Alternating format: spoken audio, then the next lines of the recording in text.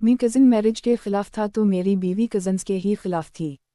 फिर भी हमारी शादी हो गई। ऐसा नहीं है कि हमारी मोहब्बत की शादी थी, बल्कि सच तो यह है कि ज़िद की शादी थी, नफ़रत की शादी थी, गुस्से की शादी थी, इंतकाम की शादी थी। बचपन सारा लड़ते हुए गुजरा था। उसे मैं पसंद नहीं था और मुझे वो कभी एक अंक नहीं भाई थी, मगर घर वालों ने हमारे गठजोड़ का फ़ैसला कर लिया तो फिर ना मेरे घर छोड़ने की धमकी काम आई और ना ही इसके जहर खाने के ड्रामे ने कोई काम किया।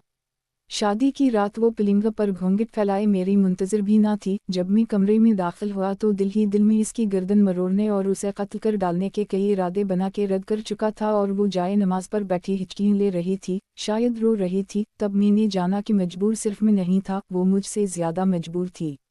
जिंदगी में पहली बार इसके आंसुओं ने मेरा दिल जख्मी किया। वो अपना घर, अपने माँ बाप, बहन भाई और दोस्त सब छोड़कर मेरे लिए आई थी और मैं उसको जिद बनाए बैठा था। मुझे उसको झुकाने का शौक था और इसको रोते देखकर मेरे सीने में जो दर्द जागा, मैंने सोचा अगर ये वाकई झुक गई तो क्या मुझे खुशी होगी। दिल से आवाज़ आई कि मुझे फिर ना कहना, धड़कने के लिए।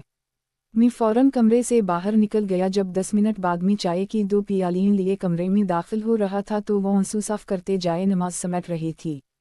मैंने उसके हाथ से जाए नमाज लेकर तपाई पर रखी और चाय की प्याली इसके हाथ में थमा दी। इसके चेहरे की हैरत मुझे लुत्फ़ देने लगी थी। मैंने मुस्कुरा कर पूछा, क्या चाय की प्याली इतनी ताकतवर है कि बचपन के दुश्मन दोस्त बन जाएं?